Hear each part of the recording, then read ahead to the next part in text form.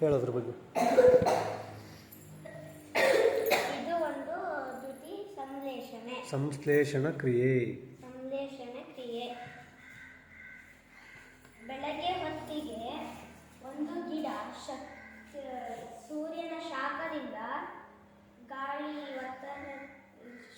ಶಾಖದಿಂದ ಶಕ್ತಿಗಳನ್ನು ತಗೊಳುತ್ತೆ, ಆಮ್ಲಜನಕವನ್ನು ಬಿಡುತ್ತೆ, ಕಾರ್ಬನ್ ಡೈಆಕ್ಸೈಡ್